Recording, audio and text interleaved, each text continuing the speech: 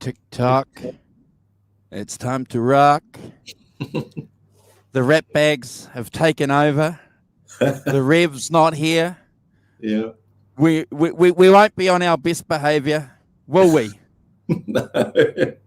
No, we haven't got an answer to the Reverend today, so we can be a little bit naughty and do what we like. And he can forgive us for our sins later. Oh, look, I know that he's going to be pissed off because we're talking about one of his most favourite albums. So, Sev, you're right for not being here. How dare you go on a family holiday? Yes. No, it's no, I'm happy for him that he's got the opportunity to go away, but we miss you, mate. But yeah, when Andrew suggested Balance, we'll have a bit of a chinwag about that. I was more than excited, I must admit. Yeah. And look, one of the key things that we want to do with the 5150 show, Brad and guys in the chat. Look, we've got Mark Tanner in the chat. We've got Steve in the chat, who's becoming, clearly regular followers of the channel. We want to keep up and regular with the 5150 show because it's content that we like producing and it's content that some people like watching. And, we've got to keep that ticking over and regular. But talking about balance, as Brad's just already mentioned, it's an easy thing for us to do because it's clearly one of our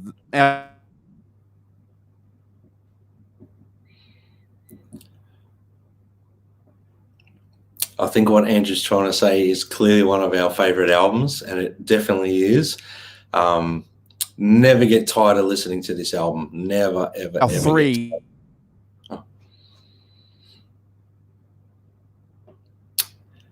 But how's everyone in the chat going? What's your favourite albums with the three co-hosts?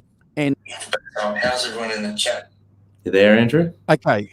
Yeah, look, what we might do is we'll just try and do this for another 5-10 minutes and see what happens. If not, I might just jump out and stream from my phone because I'm not going to have another 50 dropouts. But I'm going to do a Brad and say, where do you guys rate Balance in the scheme of Van Halen records? Is it in your top 5, in your top 3? Certainly in our top 3. Definitely. It's I was just saying, Andrew, when you dropped out on us, that's definitely one of the albums that I never get sick of listening to. And there's such a we're going to sort of dive into a few things in relation to the album and the conditions it was recorded under, the turmoil within the band, but I think there's a level of maturity in this album that and Eddie even alludes to that in a guitar magazine that he was interviewed with, Guitar World, at the time. He alludes to they were songs. He's writing songs. He's not trying to write anything in particular, but write good songs. And look, I have to say there's some amazing tracks on this record. Awesome. And we're not ranking the tracks, guys. We've already done that. So at the end of this show, we'll put a card to that awesome stream that we did. We'll probably do an update on that maybe in a year's time. Yeah. But before we go much further, bro, and while I'm still here, I'm going to do a quick shout out because we've got some cats in the chat. We've got Ellen in the chat. Hi, Ellen. Nice to see you. Metal Mike Steve, I've already done a shout out to Steve, and we have Mr. Quinton James in the chat as well. And if I've missed anybody else, I'm sorry. During the course of the stream, Brad and I will shout out to you guys because you guys are important. You guys are the reason why we have, if you see that banner there, 600 subs, and we thank you for that.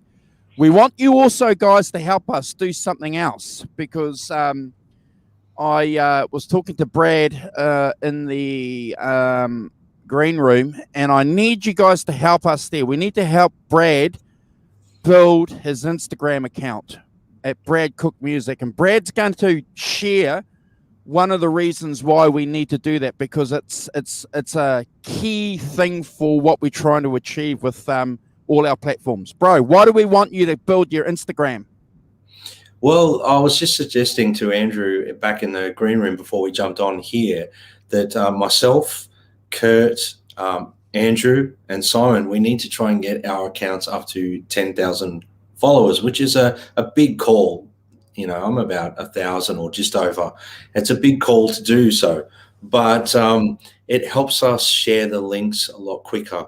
So basically, we can have a swipe up in our stories that takes you straight to the link that we're actually on now. So what that would mean is everyone that watches the show, jump across to the socials and just start following. And then, you know, watch our stories that we post on Instagram, and you can automatically just swipe up and it'll take you straight to the episode. Yeah, and that's going to be cool. That's going to be great, and that's going to be awesome. So, yeah, please help us do that. So, obviously, we're going to be throwing all these links in, as we always do during the course of the show. And for the regulars who may get a little bit upset about that, we're really, really sorry.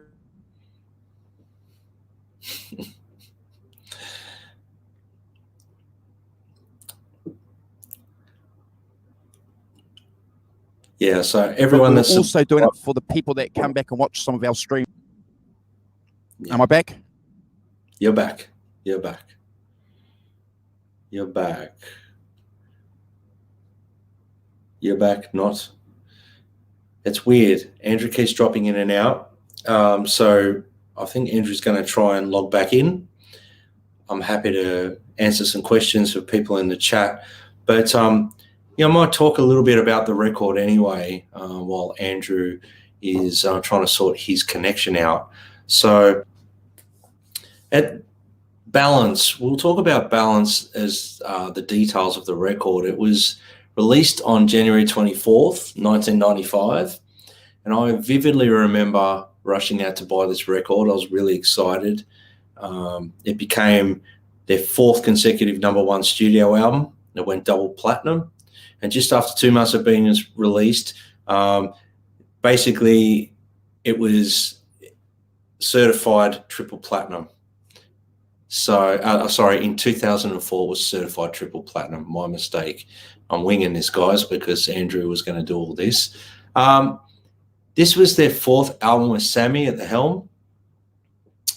And it was produced by Bruce Fairbairn. He was very, very particular while recording this record.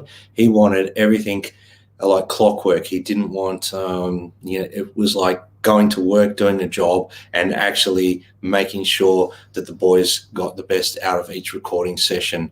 Good morning, Derek and Mark and James. Okay, so Ed didn't use his Soldano for this amp. He used his Marshall for a little bit, as well as his 5150 PV. And I think we've got Andrew coming back here. So, Andrew, I'm just going through a bit of a rundown on the record, mate. Yeah. Just give me a second, bro. I'm going to have to use my phone. Yeah. So, yeah, the predominantly used his 5150 PV for the record, but he used his Marshall for a few things like Aftershock, and some of the cleaner tones he used his Marshall. So we've got Andrew back. We do apologise, guys, for the dropping in and out, but we'll do our best to continue. I can hear your voice, Andrew. Am I back? Yeah, I can hear you. You're there. So Andrew's dropped completely out. So we'll just continue on, and hopefully Andrew can join us again. So if everyone's aware of this album, this was at a particular time in the band where they were going through a fair bit of inner turmoil, which we'll talk a little bit more about. And I was really eager to go into this stuff with Andrew, so I don't want to dive too much into that. But I'll go on to the album cover. The album cover came out with actually, I should probably leave this because we've got some images and stuff that we want to share as well. Okay, so how's everyone rate this song? How's everyone rate this album? Let's just say you're listening to Balance. Where would you rate it in Van Halen's list of records? For me, it's definitely in the top 5. I think the albums that I was able to rush out and buy when they were first released always have a strong connection to me, and I really, really enjoy the songs on this record. So track listing, we've got the 7th Seal, which is a phenomenal track. Can't Stop Loving You, Don't Tell Me What Love Can Do, Amsterdam, Big Fat Money, Strung Out, Not Enough, Aftershock, Doing Time, Balachirium, which is hard to pronounce, so I don't know if I did that properly. Take Me Back, Deja Vu, Feeling, and on the Japanese release, there was an extra track called Crossing Over. Has anyone had a chance to listen to Crossing Over? That would be interesting. That would be an interesting one for people to let me know about. This album is phenomenal. The production on this record is one of my favorite Van Halen records for this reason. The drums are just phenomenal.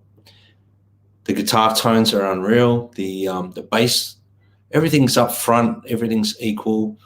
Ed was still using his spread with his Eventide harmonizer. Wasn't really using it for an effect as such, was using it more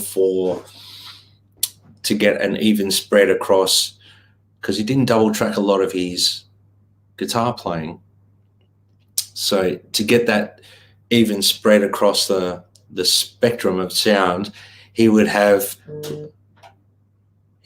like a wet signal, which would have a slight harmonizer on it. And it was only a slight, just ever so slight harmony. I'm just going to go through some of the chat here. Wait, I'll try and pull it up because I've probably missed a few people in the chat here. So I'll do a bit of a shout out. Metal Mike 5150, how you going? I'm just reading. Testing 1 2 3. Am I in the stream? Yes. All right. Okay. You're back. Okay. All right. Okay. Where were you up to, bro? Sorry. Oh, that's all right. I'm just going through a little bit of the key notes on the record. I just pulled them up. I was going to go through them with you. I was hoping you were going to do it, but I thought I'll go through just when it was released, the day it was released. It became their 4th consecutive #1 studio album, went double platinum. So I just went across all that. I went through the track listing. I haven't gone through where it was recorded or anything like that, Andrew, so I don't know if we want to touch on that. Nah, it's okay.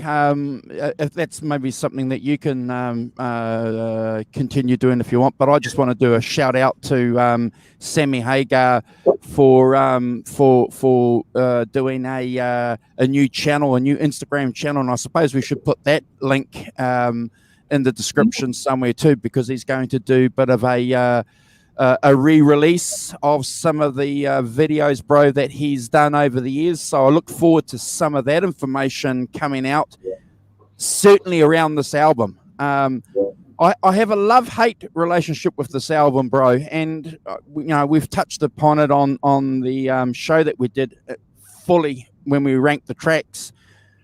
But for the longest of times, I never knew that they were having problems when they were touring, certainly touring this album. and it shows, doesn't it, in a lot of the footage that, you know, because they don't even look at each other.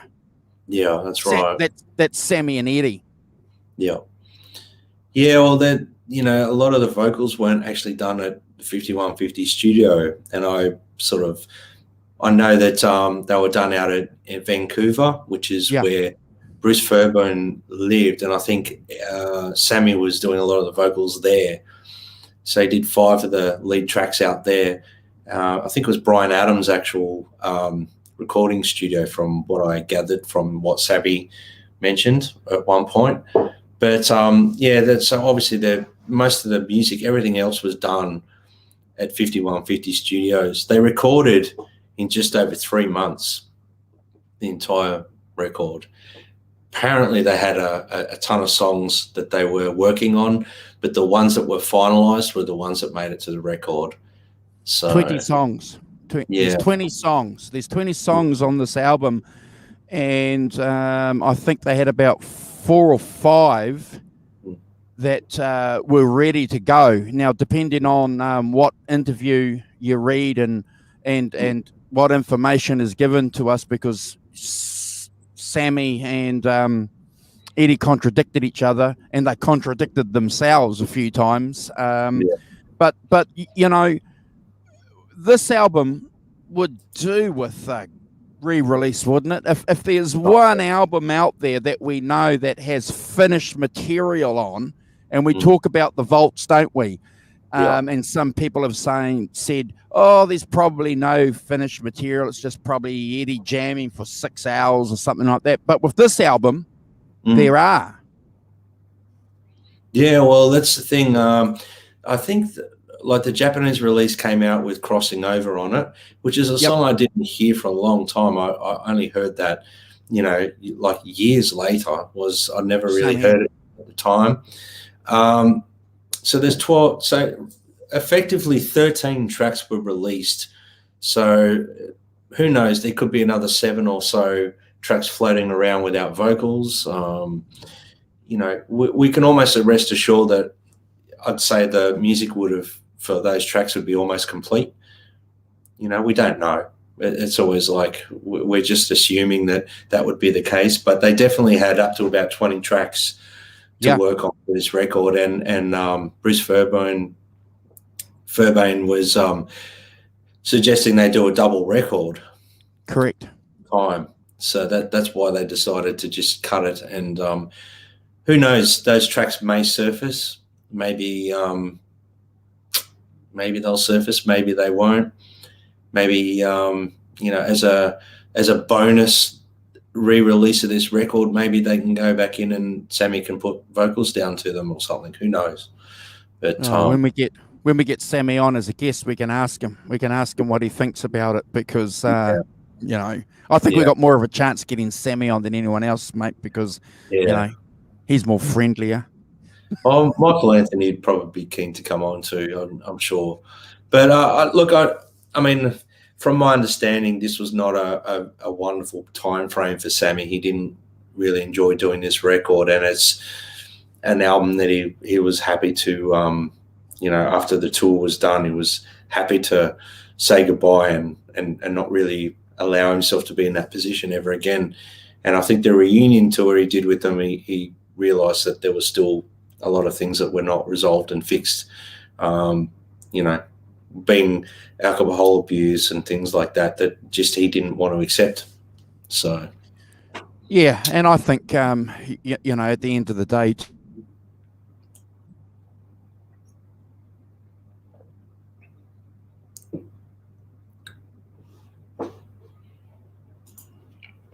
Andrew's gone again. It became an issue between. Am I back? You're back. Yeah. Okay. Yeah, I think one of the sad things though, with that whole 2004 situation, Brad, like a lot of us, I was hoping, wow, this is going to be great. This is going to be the start of something new.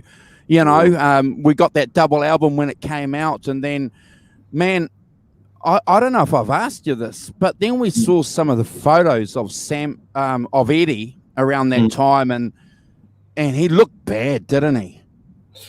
he looked probably the worst I've ever seen him look. Yeah, he didn't look good. He was going through a lot of inner demons, no doubt. And but unfortunately, this was an end of a really, really good era. And this record, I guess they went out on a pretty good note, considering.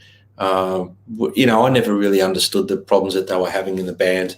I read interviews at the time, still felt that they were going to be releasing more music. And I was really hopeful at this point after hearing this record that, wow, this direction they've gone in, I'm looking forward to hearing more.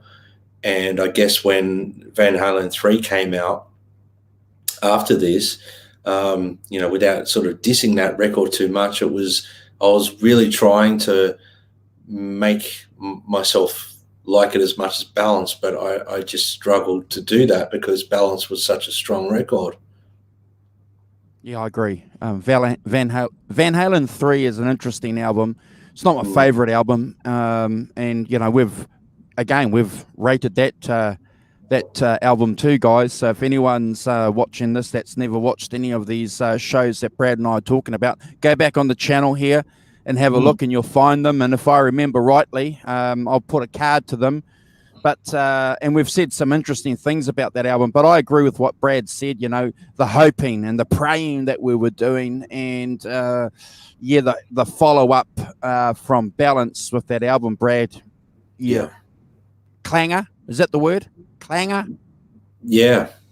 I mean, look, I remember the first time I put, and I'm going to ask you this question, Andrew, that I know you've told me and spoken about it in other episodes, but that moment that you first put this record on, your first impression of the overall sound of the record, like, what was your overall impression of that, Andrew? Like, I know you said that you first heard Seventh Seal and the Tibetan monks and all that, but your first impression of this, as opposed to predecessing albums from Van Halen, what did you first think?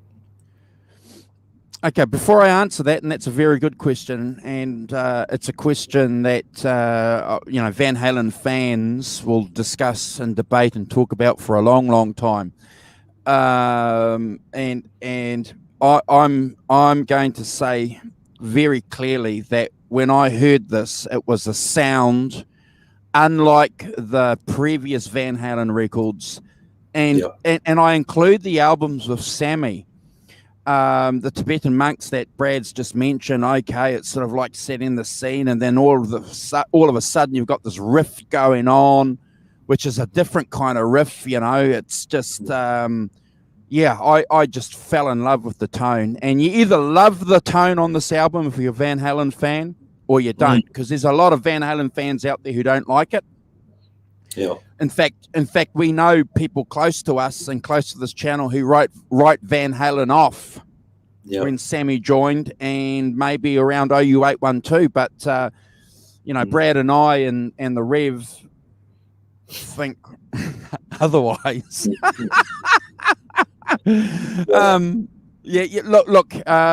Look, Brad, when I first heard this album, it was unlike anything else I was listening to at the time. And you got to remember too, bro, we've spoken about this many times. Vitology by Pearl Jam was out, Soundgarden was out, Nirvana. So these were the albums and the songs that were dominating rock radio here in New Zealand. And then all of a sudden, Don't Tell Me What Love Can Do comes out, and it's like, wow. Yeah. Isn't it interesting, though, at this particular time when Eddie was interviewed with Guitar World, he spoke about how much he hates the early Van Halen guitar tone. He talks about it. He goes, I hated it. Yeah. This was more in flavor with where he was at the time. So it just goes to show, like, musicians change. He always hated the tone of it, and the fact that it used to be panned to one side, and if a speaker was out, you couldn't hear the guitar playing, which is why he went with the Eventide harmonizer, more to get a spread of sonically than as an effect. Which is something very, very vocal about that in that guitar interview that Guitar World interview in '95. So yeah, it became a big staple of his sound. It wasn't quite as wet as maybe on Carnal Knowledge, but definitely used wet, dry, wet live without a doubt. But I think in the studio, it was pretty much just like his guitar tone and then split with an Eventide harmonizer to get spread sonically. But definitely on stage, he used a wet, dry, wet signal, which we'll go through those photos and that at some point too. Yeah. And I can attest to what Brad said, because later on when I show, and we haven't done this for a long time, but when we do Guru's Collectibles, I'm going to show you guys a shitload of Van Halen magazines that I picked up during the week, and I've spent a few hours going through them. And that was an interesting point that Brad mentioned that we spoke about on a couple of other shows. That's backed up on three or four interviews about that Eddie not liking that reverb, that early tone. Yeah, you're right, bro. It's an important point. But I think what he was doing there is also reinforcing that new tone that he was doing with this album as well. It was like making a line in the sand. What do you reckon? You think that's what he was doing? Oh, without a doubt. I mean, you always, in a roundabout's way. Warren. Hey, Warren. In a roundabout's way, Andrew, I think maybe you'll find that even Van Halen were probably copying it themselves about the whole change without the David Lee Roth being at the helm. So to draw a line in the sand, of course, they're going to try not to draw that comparison by saying, well, this is where I'm at now. My tone is like it is now. That I hated that. He maybe didn't hate it, but he did say that in the interview, which you did mention before. Both Sammy and Eddie contradicted themselves a few times. Maybe he didn't hate it, but I think just, like in that interview, they talk about him saying there's different key changes within the songs, and he goes, it's just called better songwriting. So that's just his mindset at the time. They just kept evolving and doing what they felt was,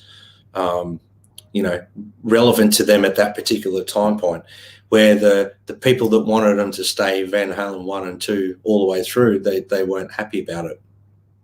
Awesome. I'm going to do a quick shout out, bro. We got Bent Tom in the chat. Hope you're feeling well, Bent, and getting better over the situation that you had. We've got our brother, Warren.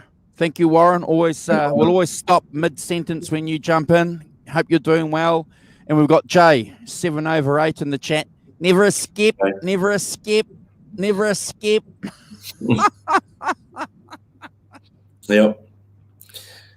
Yep, never a skip. What do they pull the piss out of us about? 1999 or something? I don't know. Someone said something to me about it. I don't think we've actually said 1999. I think Andrew's frozen again.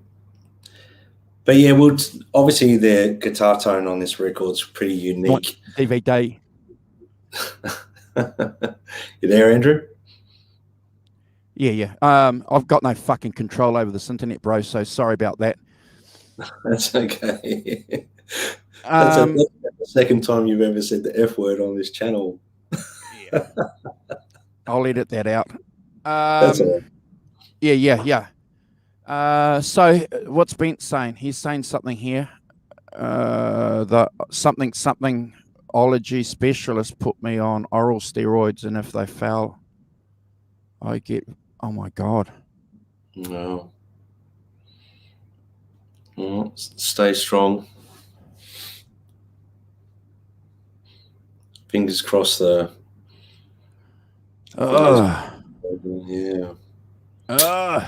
Yeah. Hey, Brian, how are you?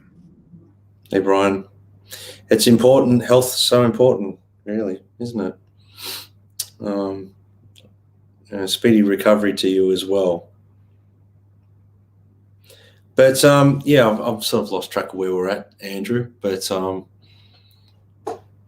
think he's frozen again. Yeah.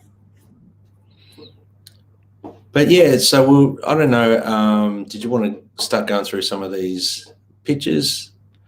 Andrew, or you Yeah, yeah, reckon yeah, you yeah, get some going? yeah, yeah. I was kind of hoping that maybe the Rev might jump on too at some stage. He said that he might do at some stage, but Mhm. yeah, hold on, guys. I'll just pull up some pictures. We'll go through some of the ones that I've got two files here. Yep. Okay, we'll go through the ones that you sent, bro, and then we've got the Rev. He sent some as well. So hold on. Beautiful. We go here to share screen. Where are we? Share screen, Windows. There we are. How's that? Can you guys see that? There's this. Yep. There we go. So Cool. that's Hold on. the official album cover. I don't know what your thoughts are on this album cover, guys, but I think it was relevant. You know, it was okay. I never had a problem with the album cover. That's the Sorry, I Japanese. skipped forward. You skipped. Oh, I skipped. Yeah, I skipped it forward. Look, clearly what they're trying to do is they're trying to channel, a Led Zeppelin vibe for the album that we did last week. Houses of the That's Holy. That they've got that kind of vibe going on, haven't they?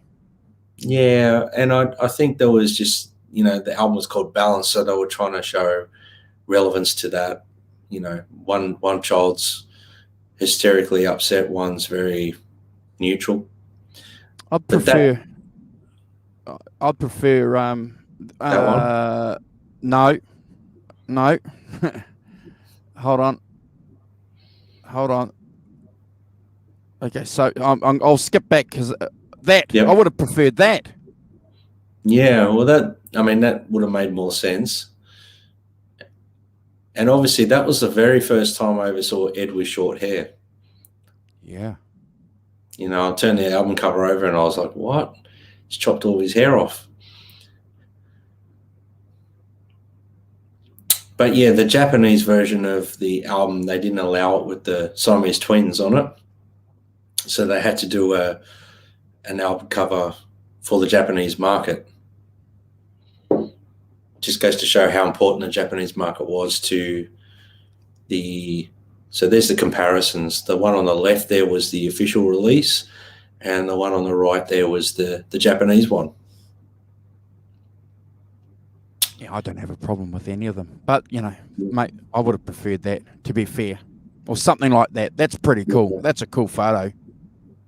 It is, but if you go back one slide to the CD, the Da Vinci thing on there, I like that as well. I thought that might have been a good album cover as well, Andrew. Yeah, yeah, that would have been good yeah, too. That would have made yeah. sense, really. But hey, as far as I can as far as I'm aware, I don't think the album covers and stuff were that important to someone like Ed. I don't think he really minded.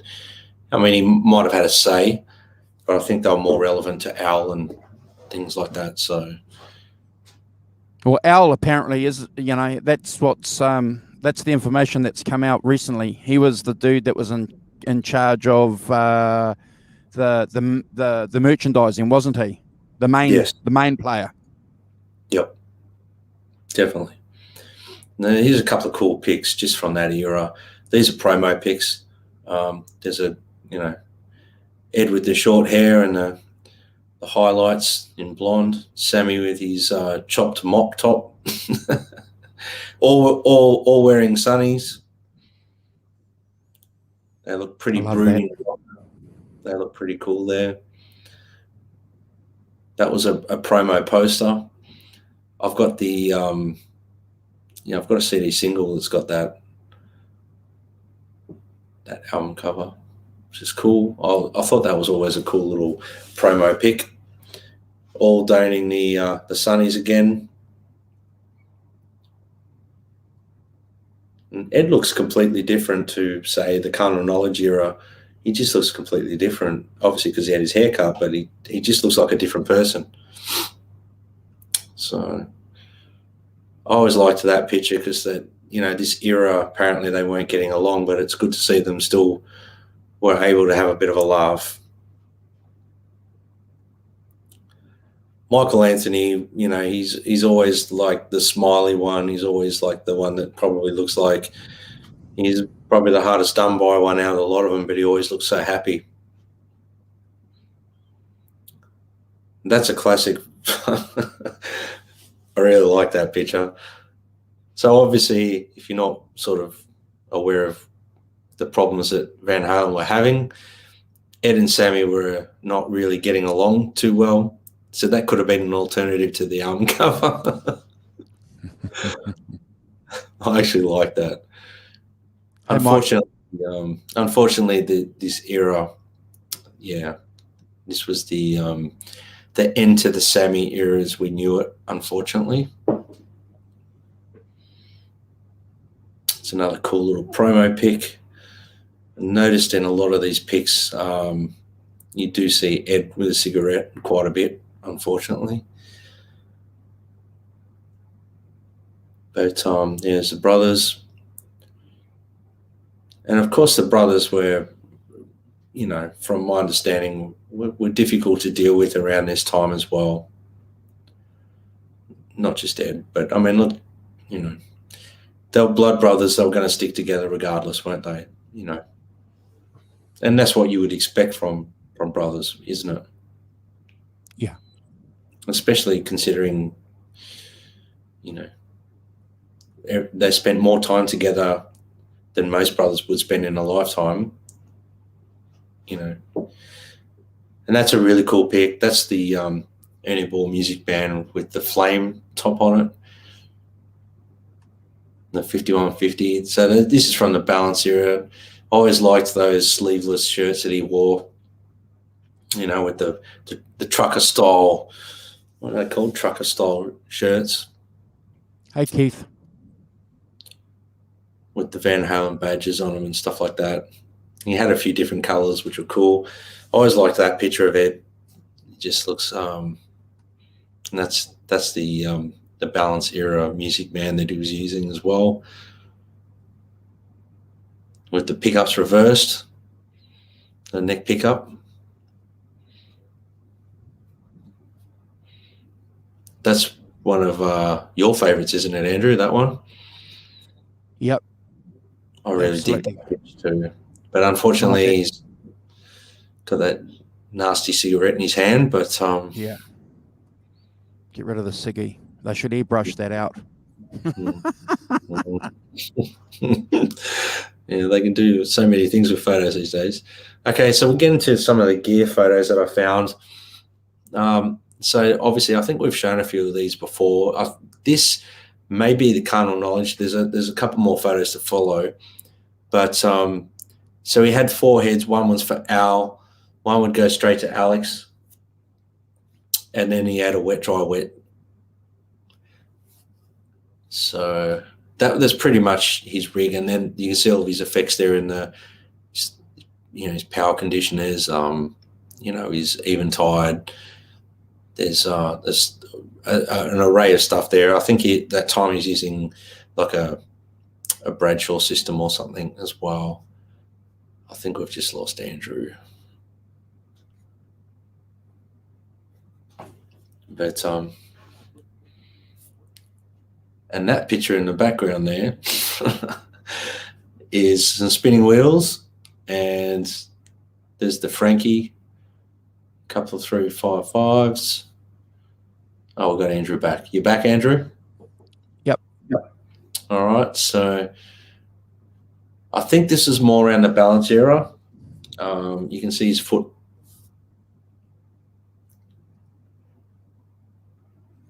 Can you see Ben's comment there? Yeah, I'm just reading it. 251 heads with backups. Okay. All right, so the stereo power amp ran the 2 wet cabinets. Okay, there you go. You learn something new every day. Yeah, and that's the thing I love about this channel. We've got people that are just diehards that know just as much, if not more. And this is the sort of stuff that Rev knows backwards as well. So we apologise for, you know, in advance, Rev, for not having the information 100% right, but we're doing the best we can, buddy. So I'm not sure if that's a similar pitch. Ben Todd, I'm a nerd. Yeah, we appreciate the nerdism, mate. We do. So his main heads at the time were PV. I had, someone debate with me not long ago that he was still using Marshalls here on stage, but as far as I'm aware, he was using all PV because that was his endorsed amp, and he just used it. And just interesting, the little backstage stuff, the amp setups. I'm sure a lot of the geeks that have got 5150 heads. I had a 5150 head, and I regret selling it now. But at the time, I had a lot of problems with it. But so you can see all these settings there, and if you were to magnify them, you'd get your settings, and off you go. But I've always found settings on amps for a live situation would be different for each guitar player anyway. Considering he's going through a lot of this stuff where a guitarist would just plug straight in and it's going to sound completely different. So, yeah, you can see some of his effects there. Obviously, he's got in that tray there, I think there's a phase 90. I think there's a Boss octave pedal. That's what I sort of identified in amongst those little pedals in that tray above the, it's a bit small for me to, I should probably have those photos open in front of me so I can remember what's there. But it's just interesting to see all that equipment there was to help him get that sound. So he's got his Rockman there, and so you can see he's like a bass. That's the Boss octave there, and a phase 90. I'm pretty sure that orange box would be his phase 90. Yep. And I dare say on that tray there, he'd probably have a flange as well, probably further back in the tray. It's got the power conditioners there as well. So there's a fair bit of gear there. There's a fair bit of gear there. There's a harmonizer, and so yeah. And his delays, the SDE 3000 delays. Yeah, I think it was Bradshaw system, Keith. And these are really cool. This is look, they may have been having their problems, but when the tour started, they seem to be, fairly. I mean, I watched some footage 2 days ago late at night. I've forgotten which gig it was, but it was the very early stages of the Balance tour, and they seem to be, having a ball on stage together. It was more the later. We're talking, yeah. Yeah, it was more the later part of the tour that you could see that they weren't really even making eye contact. That's correct. Which is very sad. But again, Ed with the short hair. There's Al with his neck brace on. Ambulance tour. Yeah, the ambulance tour. So I think he had some damaged vertebrae or something, didn't he, Andrew? Is that right? Or something like that? Maybe someone in the chat can clarify that.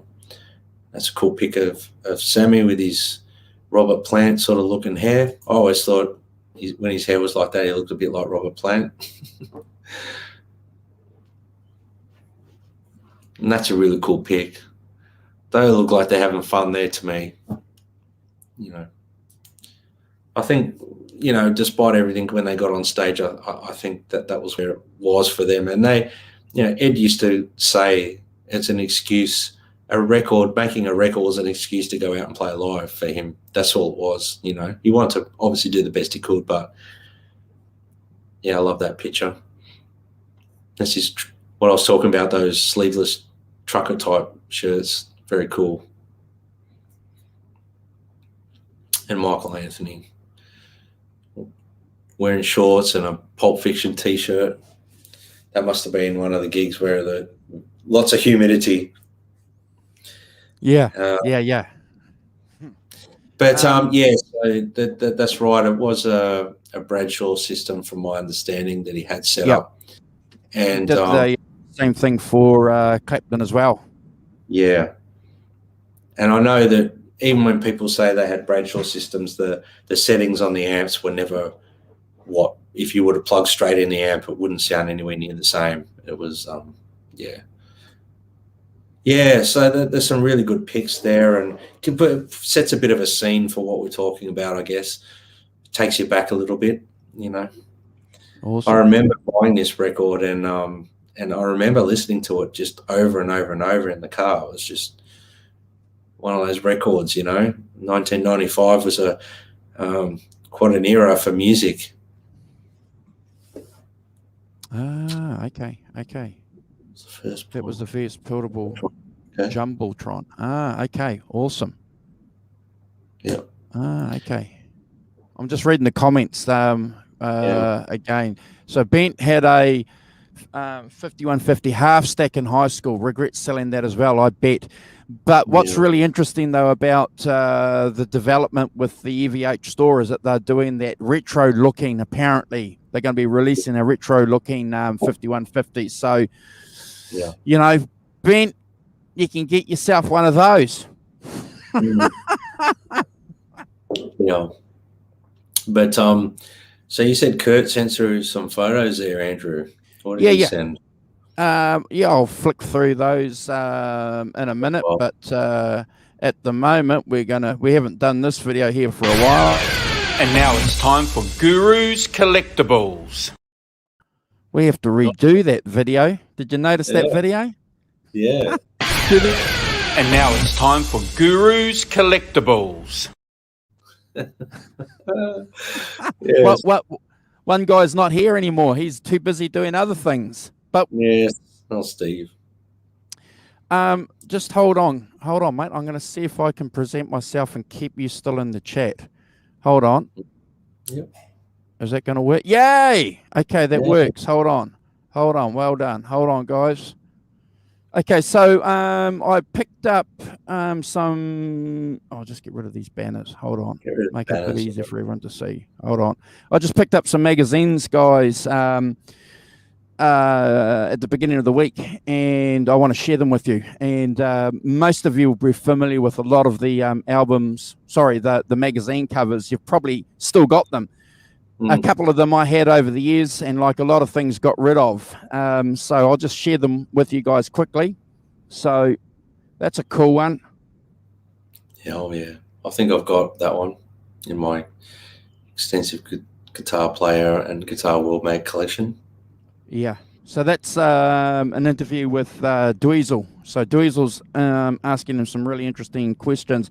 This is the article that Brad was making reference to, which is fantastic. Online, but it's worth checking this one out too. Yes, I've got that. I've got that Guitar World as well. But that interview was extremely informative, and he does, he's pretty honest about stuff in that, which is pretty cool. Yeah. This is the English magazine called Guitarist, and we're all familiar with that. That photo. Yeah, I definitely don't have that. I don't think I've got that in my collection. So that's a good one. Another guitar magazine. Wow. I haven't had a chance to go through and read all the interviews, but what's really interesting is the contradictions, because there's the first contradiction is about the haircut. There's a couple of stories there about why Eddie got his hair cut. So yeah. You guys in the chat know them. So tell us. There's two versions out there. Why did Eddie get his hair cut? Yes. Oh, that's a cool one. This is a deceptive one. This is deceptive. This even though it's an older photo, it's a 95 magazine with some articles in there too, bro. Yeah, very cool. This one here, happy to get this. Always wanted this cover. Yeah, that's cool. We love the Music Man here.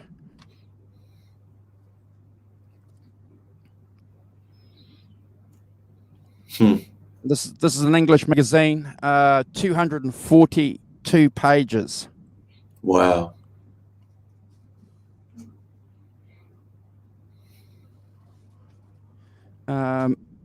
Wow. It's Jimmy. Yep, I've got Jimmy that one. and Ed. Yep. I always used to love that one. Two of my idols. That's a great one too. I've got that. That's awesome. Geez, you got a good pile here from. Was this based in New Zealand? Yeah, bro. Yep. Wow. Look at that. That's a cool pic. Still going, bro. Hold on. Still going. Hold on. Oh, that's cool. Yeah, good interview in here. Very, very good interview. So what we'll do is, very good interview. Like I say, we haven't had a chance to go through. This is another Guitar Player magazine. Yeah. Unreal. Hold on, guys. Just a couple more. Score of the century. Hold on. I'll only show the Van Halen ones that are relevant. Oh, this one here had this one. Brad still probably got that one. Jeez, that's a good picture, that.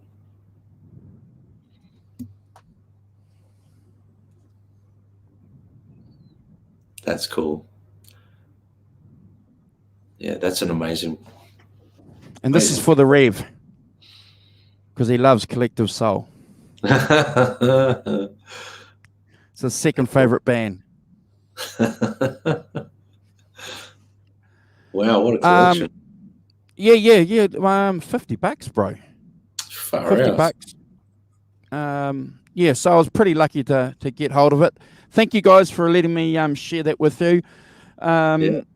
As I go through some of the articles, if there's anything interesting, I will let you guys know. But mainly it's the covers. Let's face it. Yeah. Well, they're keepsakes. I've got all my guitar magazines from when I first started buying them all the way through. Admittedly, I haven't bought a lot of guitar magazines in the last few years because a lot of it is online these days. But, I spent a lot of hard-earned cash on guitar magazines, and I still got them from the 90s onwards, So I've got a lot of those. I'm not sure. I'd have to double-check.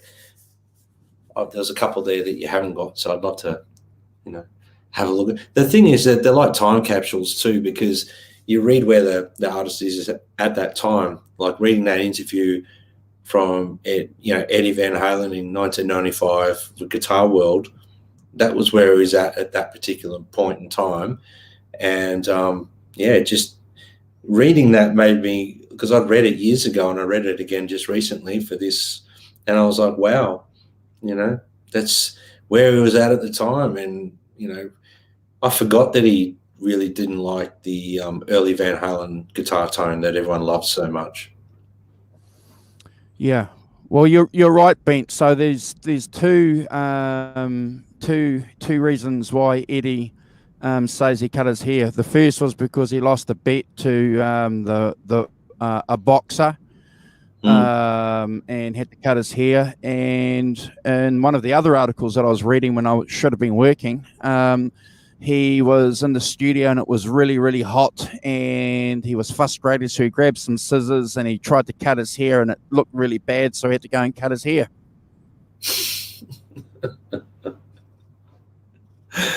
Yeah, well, the bet one makes more sense, but that's probably more the case. So, what do you think, Andrew? I mean, we've seen that video that surfaced recently of Al shaving some heads, being Mr. Barber. So maybe the studio one was what actually happened. Yeah.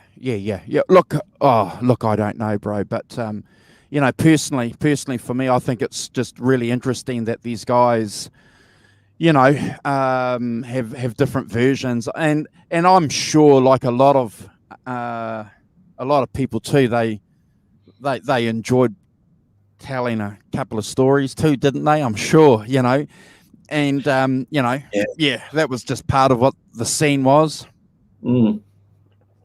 Yeah, I wanted to talk a little bit about that video that surfaced. I think we mentioned it last time, of Ed going through Amsterdam riff and playing Amsterdam in about 1986, I think it was.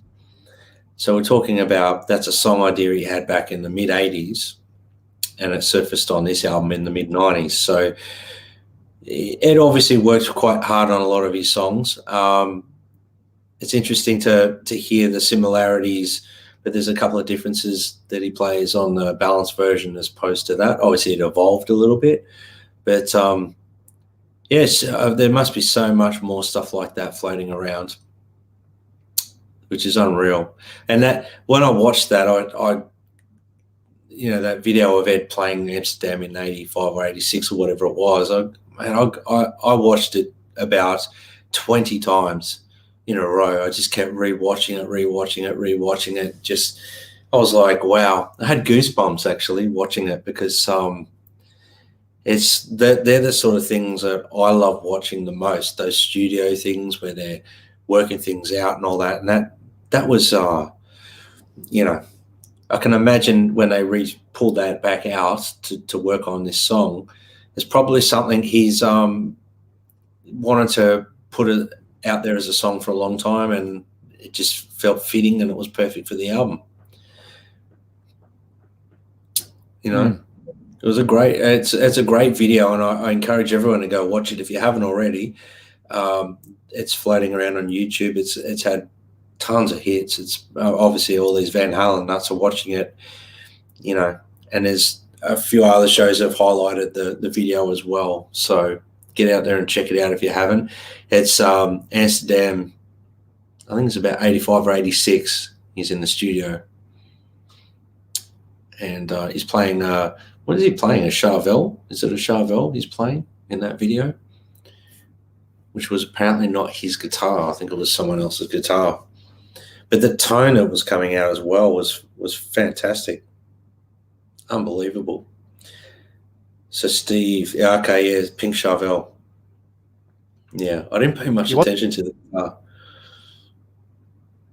Andrew, you there? Yeah, I didn't pay a lot of attention to the guitar because I was just watching what he was playing. And yeah, you there, Andrew? Yep. Am I here? I can see myself. Yeah. Am I here? Yep. Am I here? Yep. Oh, okay. What's really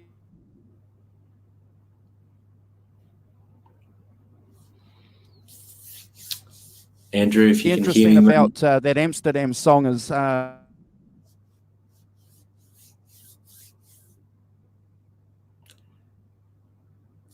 cutting in and out, Andrew, if you can hear me. So Steve, you're a nerd, you're just like us, but you obviously look at the finer details, which is well,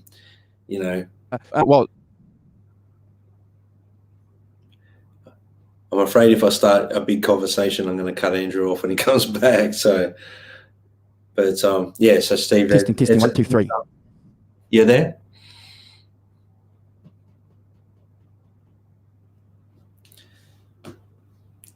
I'll just send Andrew a message. But